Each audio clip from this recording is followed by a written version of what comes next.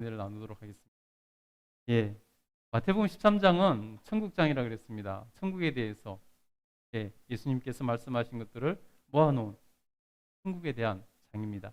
그래서 천국을 소망하는 우리에게는 너무나 소중한 본문 말씀이라고 할 수 있습니다. 그런데요, 많은 사람들이 천국에 대해서 오해를 하고 있습니다. 천국에 대해서 오해하게 된 가장 큰 이유가 뭐냐면 바로 성경 말씀을 잘못 해석하고 잘못 이해했기 때문입니다.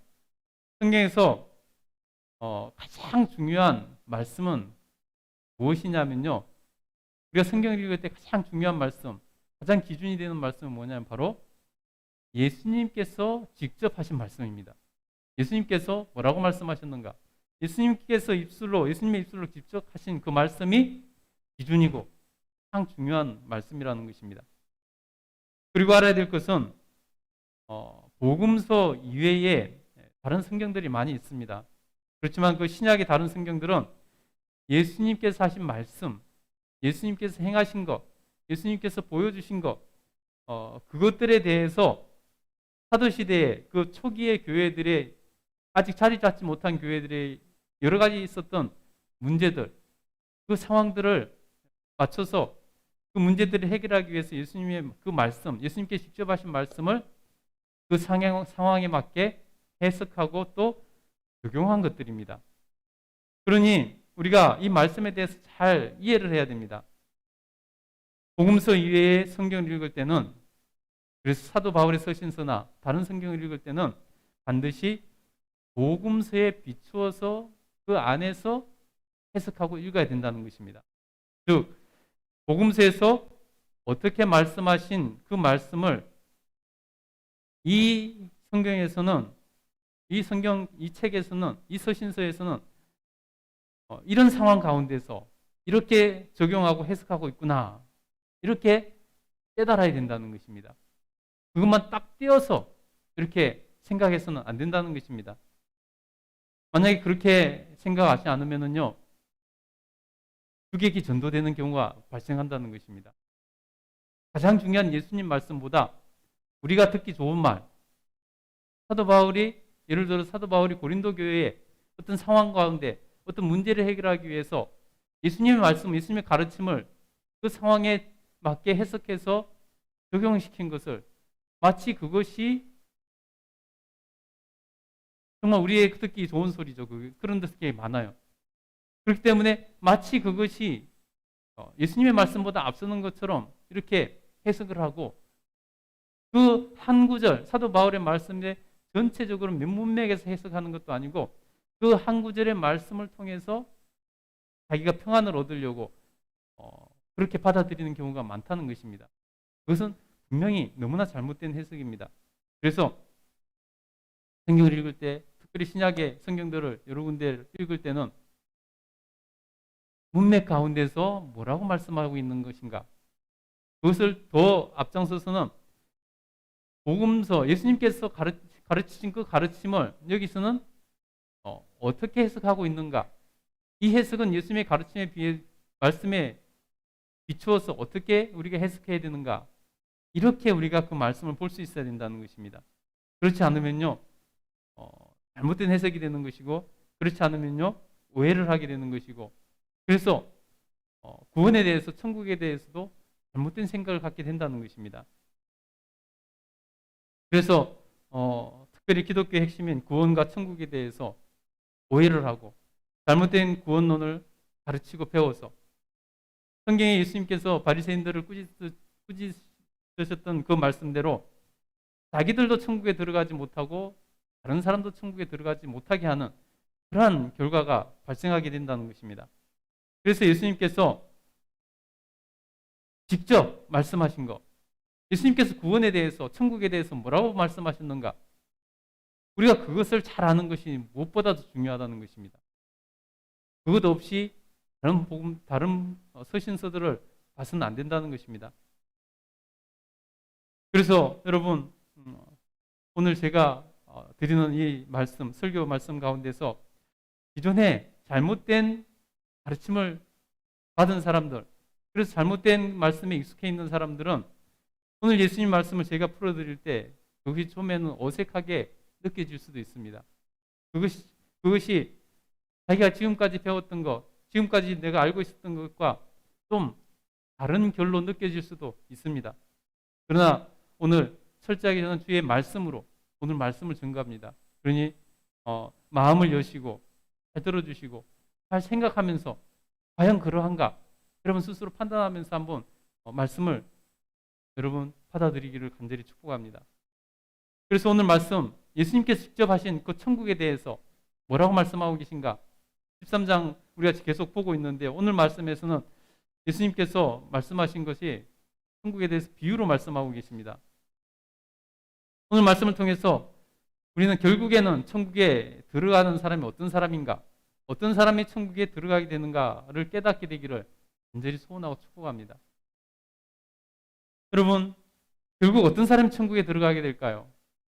오늘 예수님께서 천국에 대해서 말씀하신 것들에 대해서 이렇게 쭉 우리가 보고 있는데 오늘은 이 말씀을 통해서 어떤 사람이 결국 천국에 들어가게 되는가, 우리도 그것을 깨닫고 우리도 그것을 따라서 천국에 들어가야 되지 않겠습니까? 오늘 그 말씀 한번 살펴보도록 하겠습니다. 결국 그러면 어떤 사람이 천국에 들어가게 되는가? 첫 번째는요, 천국의 가치를 발견하고 깨달은 사람이 천국에 들어가게 된다는 것입니다. 왜냐하면 천국의 가치를 깨달은 사람이, 발견한 사람이 준비를 하기 때문입니다. 천국의 가치를 알고 소중함을 아는 사람이 천국에 들어갈 준비를 하는 것입니다. 여러분, 천국의 소중함을 알아야 됩니다. 천국의 가치를 알아야 됩니다. 얼마나 귀한 것인지, 얼마나 복된 것인지 알아야 됩니다. 여러분, 사람들은 누구나 잘하는 것을 꿈꿉니다. 사람들은 많은 꿈을 꾸죠. 어릴수록 많은 꿈을 꿉니다. 그런데 여러분, 모든 사람이 꿈을 이루지는 못합니다. 아니, 꿈을 이루는 사람보다 이루지 못한 사람이 훨씬 더 많죠. 꿈은 꾸지만 꿈을 이루지 못하는 사람들이 허다하다는 것입니다. 여러분, 그러면 누가 꿈을 이룰까요? 어떤 사람이 꿈을 이루게 될까요? 대부분의 사람들은 꿈을 꾸지만은 꿈을 이루려고 그만큼의 노력을 하지 않는 것을 봅니다. 막연하게 꿈을 꾸는데 그것을 이루려면은 이만큼의 노력이 필요한데, 이만큼의 준비가 필요한데 그만큼 준비를 하지 않는다는 것이죠. 노력을 하지 않는다는 것이죠. 그러나 그 꿈을 이룬 사람들을 보면요, 그 꿈의 가치를 소중하게 여기서 우선순위를 두고 무엇보다도 내가 그것을 이루고 말겠다는 그러한 준비를 하고 노력을 하더라는 것입니다. 그런 사람이 꿈을 이루다라는 것입니다. 여러분, 그래서 천국도 마찬가지입니다. 천국에서 그래서 천국을 생각하면 가장 중요한 키워드가 뭐냐면 바로 준비라는 단어입니다. 준비해야 하는 사람이 천국 들어갈 수 있다는 것입니다. 예수님께서는 끊임없이 천국은 준비해야 된다, 준비하는 사람이 들어갈 수 있다라고 말씀합니다. 그래서 그 종말의 날을 준비하고 천국을 준비하라고 말씀하고 있습니다. 천국은 그냥 누워서 떡 먹듯이 그냥 아무 준비 없이 들어갈 수 있는 곳이라고 말씀하지 않습니다. 예수님께서는 그래서 그날이 언제 올지 모르니, 도둑과 같이 임할지 모르니 준비하라, 깨어 있으라 라고 예수님께서 말씀하시는 것입니다. 여러분, 그러면은 천국은 어떤 곳일까요? 천국은 어떤 곳이라고 여러분 생각했어요? 여러분, 왜 천국에 가기를 원하십니까? 천국은 여러분, 우리가 너무나 좋은 곳이기 때문에 천국에 가기를 원한다는 것입니다. 여러분이 생각하는 것보다 몇천 배, 아니 몇만 배 더 좋은 곳이 천국입니다. 성경은 천국에 대해서 단편적으로 또는 비유적으로 이렇게 묘사한 부분들이 있습니다. 제가 천국에 대해서 성경이 비유하고 묘사하고 또 단편적으로 알려주는 그러한 부분에 대해서 몇 군데를 제가 읽어드리겠습니다. 한번 여러분 들으면서 천국에 대해서 한번 상상해 보시기 바랍니다. 이사야서 11장 1절부터 9절에 보면은 천국에 대해서 말씀하시는데 천국은 이런 곳이라고 우리가 알 수 있는데 핵심되는 부분 6절부터 8절 부분만 한번 제가 읽어드리겠습니다. 그때에 이리가 어린 양과 함께 살며 표범이 어린 염소와 함께 누우며 송아지와 어린 사자와 살진 짐승이 함께 있어 어린아이에게 끌리며 암소와 곰이 함께 먹으며 그것들의 새끼가 함께 엎드리며 사자가 소처럼 풀을 먹을 것이며 젖먹는 아이가 독사의 구멍에서 장난치며 젖된 어린아이가 독사의 굴에 손을 넣을 것이라. 여러분, 이 세상에서는 일어날 수 없는 평화로움이죠. 여러분, 양육강식에 살아가는 이 세상이고, 여러분, 천적이 서로 같이 지낼 수 없는 것이죠. 그러나 천국에서는 마치 그런 평화가 있다는 것입니다. 이사야서 65장 25절에도 보면요, 이리와 어린 양이 함께 먹을 것이며 사자가 소처럼 즙을 먹을 것이며 뱀은 흙을 양식으로 삼을 것이니 나의 성산에서는 해함도 없겠고 상함도 없으리라. 여호와께서 말씀하셨느니라. 천국에서는 해함도 없고 상함도 없다는 것입니다. 여러분, 계시록 7장에 보면요, 더욱더 우리가 자세히 알 수 있습니다. 계시록 7장 16절 17절 한번 읽어드리겠습니다. 그들이 다시는 줄이지도 아니하며 목마르지도 아니하며 해나 아무 뜨거운 기운에 상하지도 아니하리니 이는 보좌 가운데 계신 어린 양이 그들의 목자가 되사 생명수 샘으로 인도하고 하나님께서 그들의 눈에서 모든 눈물을 씻어주실 것입니다. 여러분, 이 세상 살아가는 것이 얼마나 힘들고 어렵습니까? 줄이지도 않고, 그러나 천국은 줄이지도 않고 목마르지도 않고 해당할 일도 없다는 것입니다. 여러분, 이 땅에서 힘들고 괴로워서 눈물 흘린 거, 아픔 때문에 눈물 흘린 거, 그 모든 눈물을 닦아주셔서 천국에서는 눈물 흘릴 일이 없다는 것입니다. 그만큼 천국이 좋은 곳이라는 것이죠. 계시록 21장 1절부터 4절에도 이렇게 말씀합니다. 또 내가 새 하늘과 새 땅을 보니 처음 하늘과 처음 땅이 없어졌고 바다도 다시 있지 않더라. 또 내가 보매 거룩한 성 새 예루살렘이 하나님께로부터 하늘에서 내려오니 그 준비한 것이 신부가 남편을 위하여 단장한 것 같더라. 내가 들으니 보좌에서 큰 음성이 나서 이르되 보라, 하나님의 장막이 사람들과 함께 있음에 하나님이 그들과 함께 계시리니 그들은 하나님의 백성이 되고 하나님은 친히 그들과 함께 계셔서 모든 눈물을 그 눈에서 닦아주시니 다시는 사망이 없고 애통하는 것이나 곡하는 것이나 아픈 것이 다시 있지 아니하리니 처음 것이 다 지나갔음이로라. 예. 여러분, 천국은 그런 것입니다. 신부가 남편을 위해 단장한 것처럼 그런 것이고요. 하나님이 함께 계시는 것, 하나님과 함께 거니는 것이고요. 모든 눈물에서 눈물을 닦아주신다는 것입니다. 눈물 흘리게 하는 것들이 무엇입니까? 사망이 없고 애통함이 없고 곡하는 것이 없고 아픈 것이 없다는 것입니다. 연세 드실수록 아마 더 아픈 것이 많이 생길 것입니다. 근데 여러분, 늙는 것도 없고 아픈 것도 없습니다. 사망도 없고 곡하는 것도 없다는 것입니다. 그 좋은 것이 여러분 천국이라는 것입니다. 그러니 여러분, 우리가 천국의 소중함을 알아야 된다는 것입니다. 여러분, 오늘 성경 본문에서 나오는 비유를 통해서 밭에서 보화를 발견했다 이렇게 되어 있습니다. 그래서 어떤 주석가들은 밭은 말씀이라고 생각합니다. 그래서 말씀을 열심히 파야 한다고 합니다. 그래야 보물을 발견할 수 있다고 말을 합니다.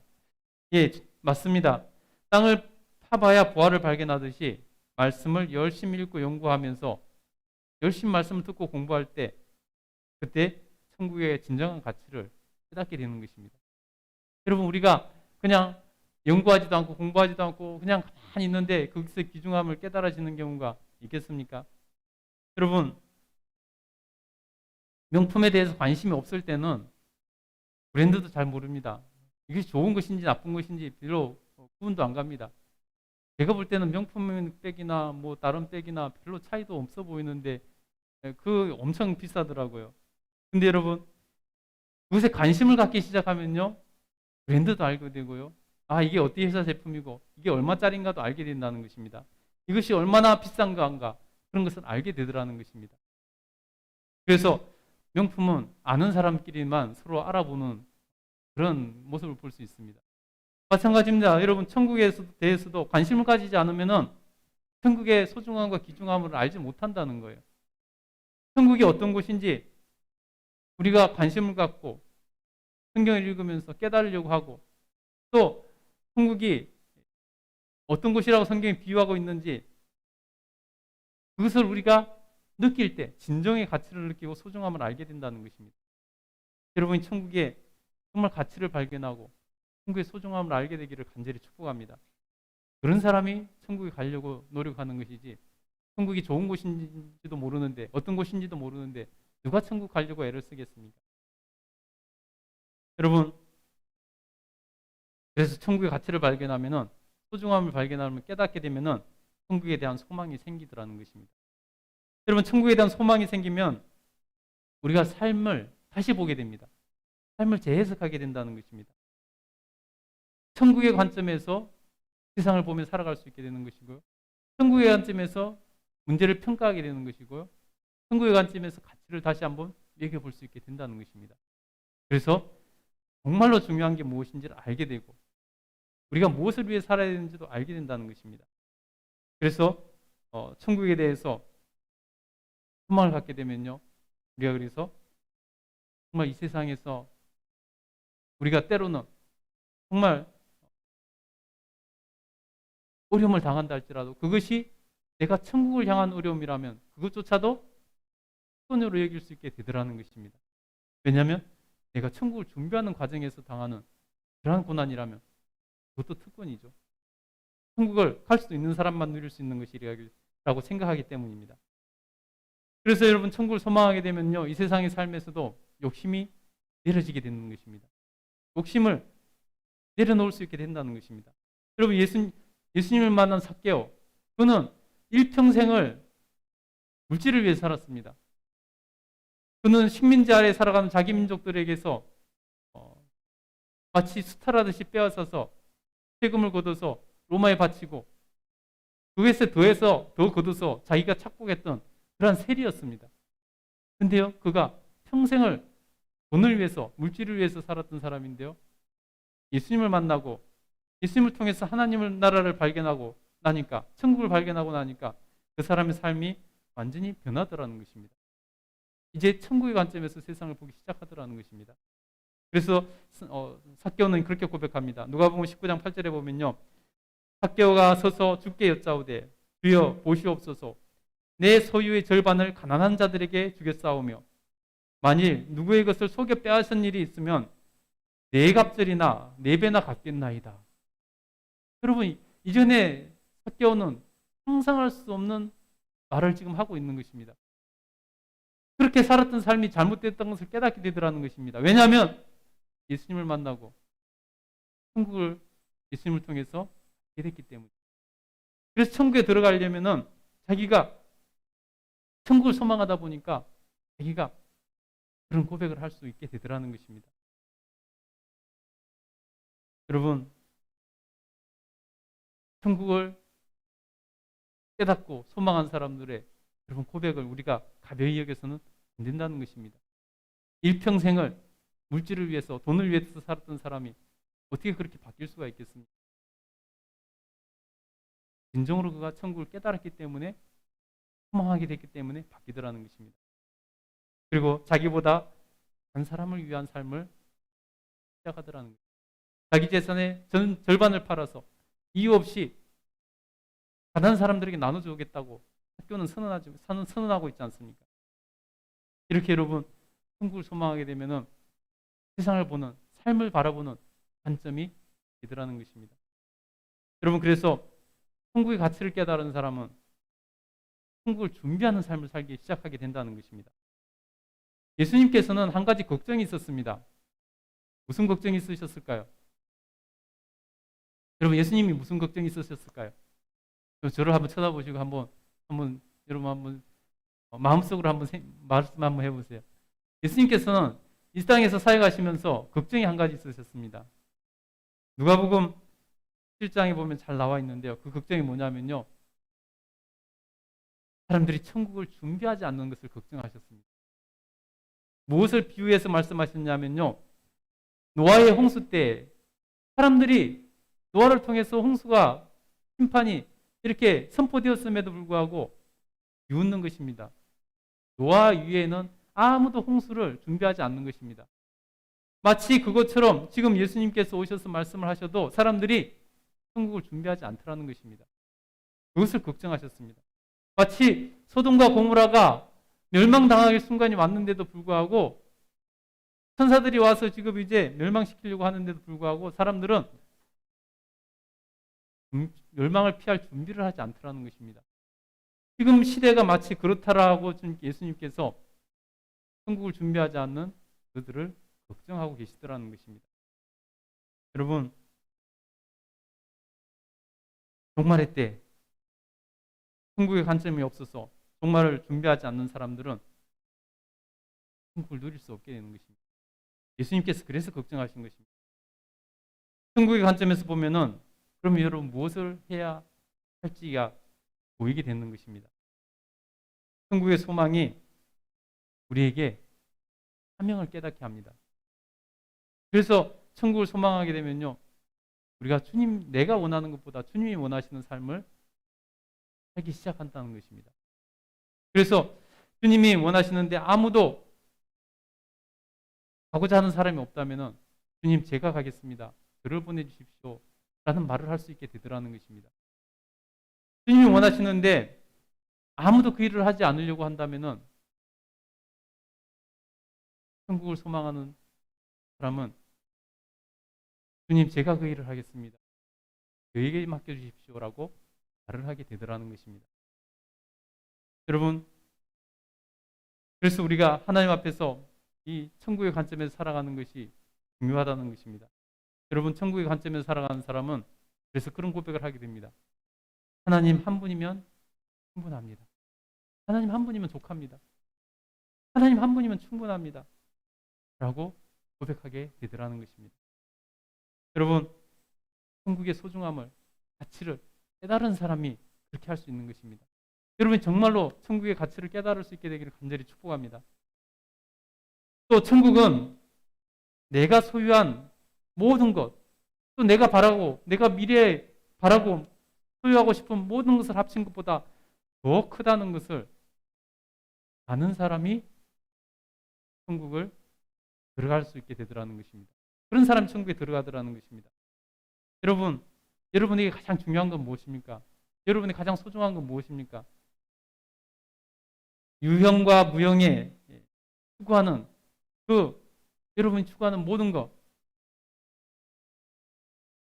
그것보다 더 중요한 것이 있다면 어떻게 하겠습니까? 오늘 성경 본문에서는 한 가지 비유로 이렇게 천국에 대한 비유로 말씀하십니다. 남의 밭에서 일하다가 부활을 발견했습니다. 여러분, 이스라엘에서는 하도 환란이 많은 나라였기 때문에 이스라엘에서는 그런 일이 종종 있었습니다. 피난을 가다가 그거 무거운 것을 가져갈 수 없으니까 땅을 파고 묻어놨다고 다시 돌아와서 꺼내려고 묻어놓고 피난을 갔다가 그곳에서 죽거나 해서 그런 보물들이 종종 이렇게 발견이 된다는 것입니다. 이스라엘의 법에서는 그것의 주인이 누가 되는가 하면 바로 그 땅의 소유자가 주인이 되는 것입니다. 물론 그 사람이 파묻은 건 아니지만은 누군가에게 소유를 줘야 될 거 아닙니까? 그래서 불문절적으로 법으로 이렇게 그 땅의 소유자가 몇백 년 전에 누가 파묻었든지 상관없이 그 보물을 가지게 되는 그런 법이 있습니다. 그런데 어떤 사람이 남의 밭에 가서 일을 하다가 그런 보물을 발견한 것입니다. 제가 오늘 본문을 성경을 잘 모를 때 읽으면서 참 많이 이렇게 이게 도대체 무슨 말인지 이해를 못했습니다. 불법을 저지르라는 것인가? 뭐 이렇게까지 생각을 했었는데 그런 상황을 알아야 되는 것입니다.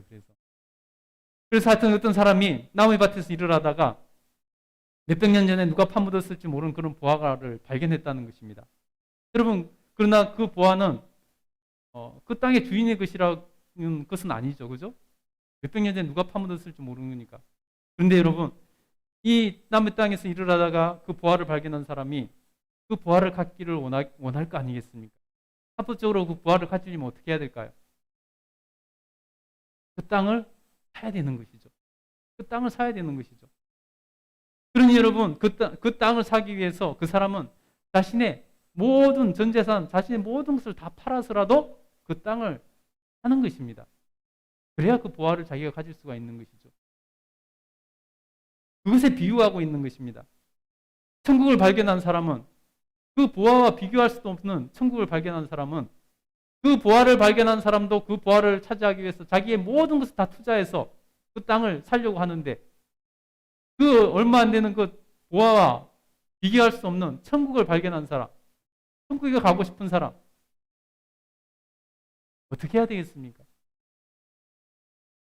그래서 천국엔 마치 밭에 감추인 보화를 발견한 사람처럼, 자신의 모든 것을 팔아 그 땅을 사는 사람처럼, 그런 사람이 천국을 가게 되더라는 것입니다. 그런 사람이 갈 수 있는 것이다라고 지금 예수님께서 천국에 대한 비유를 하고 있는 것입니다. 여러분, 사도 바울은 천국이 너무 소중하다는 것을 알았습니다. 자신의 이 땅에서 인생의 모든 것보다 소중한 것을 알았습니다. 그래서 사도 바울은 속히 천국에 가기를 원했습니다. 여러분, 천국에 대해서 진정으로 깨달은 사람, 가치를 아는 사람, 그런 사람들은요, 이 땅의 삶보다 천국을 더 소망하는 것입니다. 그래서 사도 바울은 자기는 속히 천국에 가고 싶다고 고백합니다. 빌립보서 1장 23절 24절에 보면요, 내가 그 둘 사이에 꼈으니 차라리 세상에서 떠나서 그리스도와 함께 있는 것이 훨씬 더 좋은 일이라. 그렇게 하고 싶으나 내가 육신으로 있는 것이 너희를 위하여 더 유익하리라. 자기는 하루라도 빨리 천국 가고 싶은데 하나님께서 주신 사명이 있어서 너희들을 유익하게 하려고 내가 땅에 있는 것이다 고 고백하더라는 것입니다. 그래서 여러분, 천국의 가치를 아는 사람만, 그래서 정말로 천국의 가치를 알고 투자하는 사람만, 그 사람이 천국에 갈 수 있다는 것입니다. 예수님께서 오늘 비유로 그것을 우리가 깨닫기를 원하시는 것입니다. 세 번째, 천국은 자신의 온 마음을 투자해야 얻을 수 있는 것입니다. 한국교회의 잘못된 가르침 때문에 치명적인 결과가 있습니다. 천국을 마치 누워서 떡 먹듯이 갈 수 있는 것이라고 가르치고 배우는 그런 풍조라는 것입니다. 그래서 성경에 비추어 보면은, 객관적으로 성경에 비추어 보면 절대 천국 갈 수 없는 사람이 무슨 자신감인지 모르지만은 스스로 천국 갈 수 있다는 자만심으로 신앙생활하는 사람이 허다하다는 것입니다. 객관적으로 성경에 비추어 보면은 누가 봐도 천국 갈 수 없는 사람인데 잘못된 가르침과 배움 때문에 스스로 자기는 천국 갈 수 있다고 생각하면서 살아가고 있더라는 것입니다. 여러분, 그것이 그 사람에게 회개하고 돌이켜 천국 갈 수 있는 기회를 박탈하는 것과 마찬가지라는 것입니다. 여러분, 성경 한번 찾아보세요. 복음서를 한번 찾아보세요. 예수님께서 직접 하신 말씀을 한번 찾아보세요.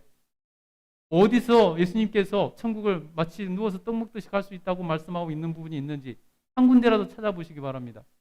오히려 예수님께서는 천국은 준비하지 않으면 갈 수 없다. 천국은 철저하게 준비해야 된다라고 말씀하고 있다는 것입니다. 그래서 심지어 부자가 천국에 들어가는 것이 낙타가 바늘귀로 들어가는 것보다 더 어렵다고까지 말씀하고 있습니다. 불가능하다는 것은 아닙니다. 그만큼 어렵다는 것입니다. 여러분, 만약에 천국에 들어가는 것이 그렇게 쉽다면은 우리의 믿음의 선진들이 왜 그렇게 목숨 걸고 신앙생활을 했을까요? 왜 그렇게 선교자들이 많이 나왔을까요? 왜 자기 목숨을 내놓고 신앙을 지키려고 했을까요? 천국에 그렇게 쉽게 들어갈 수 있다면, 여러분, 그래서 우리는 성경을 제대로 알아야 되는 것입니다. 흔히 잘못된 주장을 하는 사람들이, 마치 천국을 누워서 떡 먹듯이 갈 수 있겠다고 말하는 사람들이 자기들의 주장에 근거를 내세우는 것이 뭐냐면 바로 주로 사도 바울의 서신서에 나오는 한 구절을 딱 띄어서 그렇게 주장을 합니다.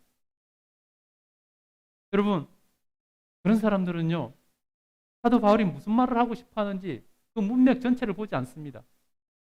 그 문맥 전체에서 발견을 해야 되는데 딱 그 한 구절, 자기 듣고 좋아하는 소리 나온, 누워서 떡 먹듯이 천국 갈 수 있다고 느껴지도록 하는 그러한 한 구절을 띄어서 자기들이 주장하는 근거로 삼는다는 것입니다.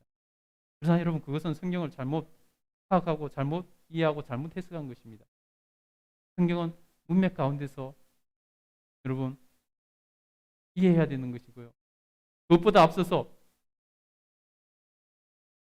예수님께서 뭐라고 말씀하셨는가, 예수님 말씀하신 것을 이 상황 가운데서 이렇게 해석하고 적용하고 있구나, 이렇게 이해하고 해석해야 된다는 것입니다. 주객이 전도돼서는 안 되는 것입니다. 예수님 말씀보다 사도 바울의 쓴 편지가 우선돼서 절대 안 된다는 것이죠. 여러분,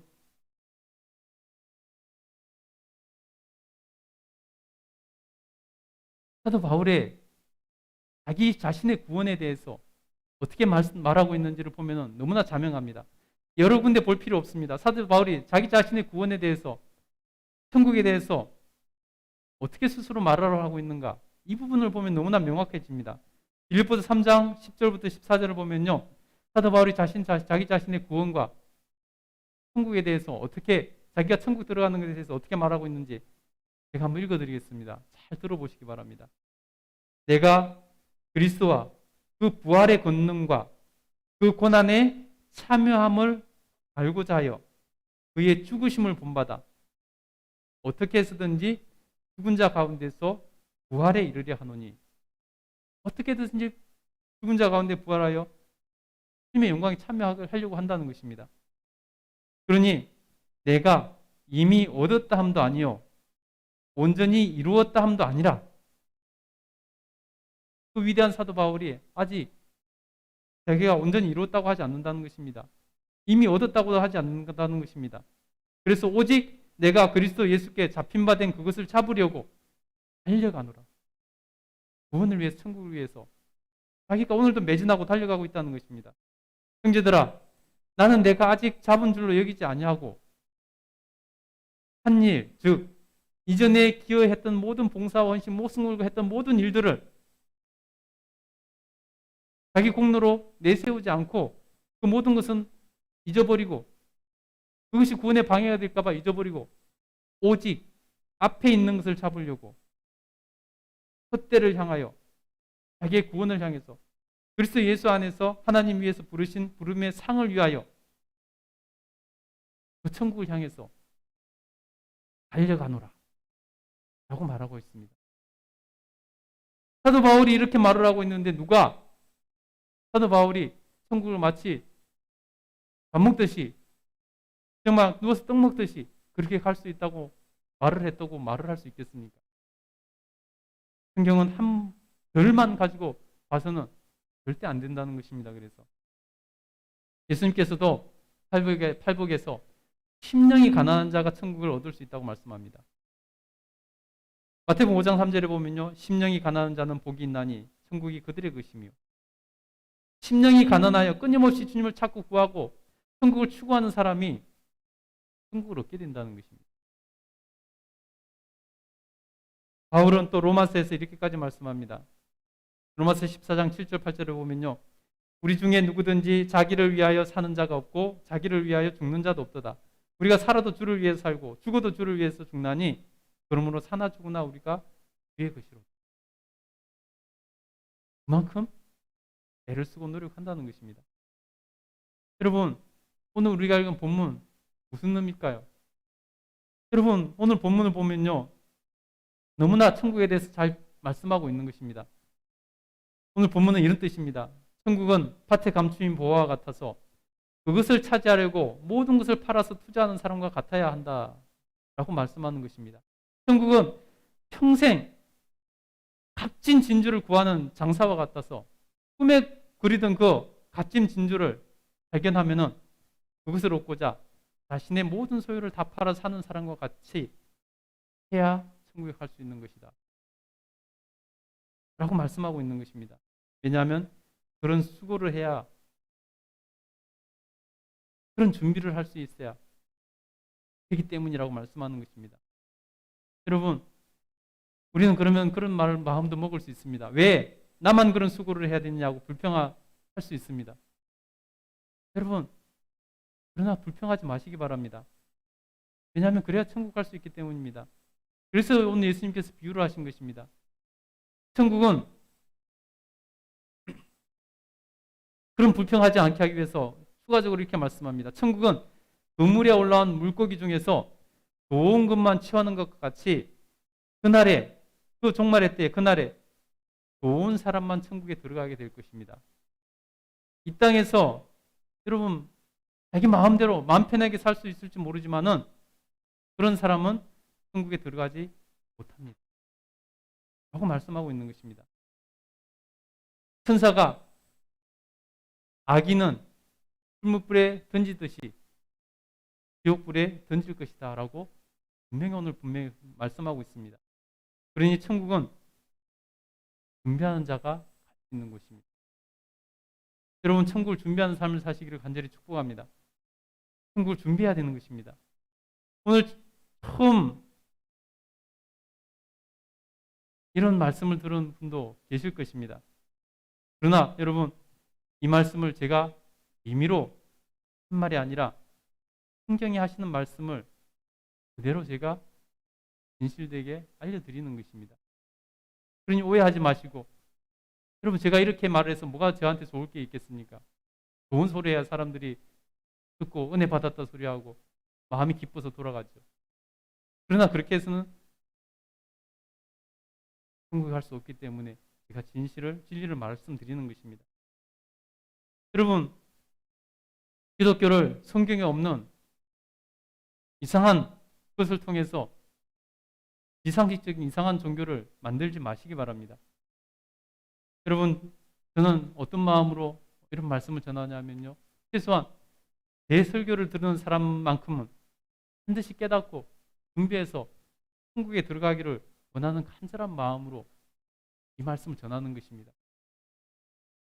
여러분 제 마음을 이해하시고 제가 오늘 오늘 본문의 말씀을 해석해 드린 것을 생각하면서 오늘 본문의 말씀을 다시 한번 읽어보도록 하겠습니다. 성경책을 보시고 한번 읽어보시기 바랍니다. 우리 44절부터 51절까지 한번 오늘 설교 말씀을 생각하면서 한번 여러분 깊이 묵상하면서 천천히 한번 읽어보고 오늘 설교를 마무리하도록 하겠습니다. 같이 44절부터 한번 읽겠습니다. 시작. 천국은 마치 밭에 감추인 보화와 같으니 사람이 이를 발견한 후 숨겨두고 기뻐하며 돌아가서 자기의 소유를 다 팔아 그 밭을 사느니라. 또 천국은 마치 좋은 진주를 구하는 장사와 같으니 극히 값진 진주 하나를 발견하며 가서 자기의 소유를 다 팔아 그 진주를 사느니라. 또 천국은 마치 바다에 치고 각종 물고기를 모으는 그물과 같으니 그물에 가득함에 물가로 끌어내고 앉아서 좋은 것은 그릇에 담고 못된 것은 내버리느니라. 세상 끝에도 이러하리라. 천사들이 와서 의인 중에서 악인을 갈라내어 풀무불에 던져 넣으리니 거기서 울며 이를 갈리라. 이 모든 것을 깨닫느냐. 아멘. 여기까지 읽겠습니다. 여러분 깊이 깨닫고 다 천국에 들어갈 수 있게 되기를 축복합니다. 기도하겠습니다.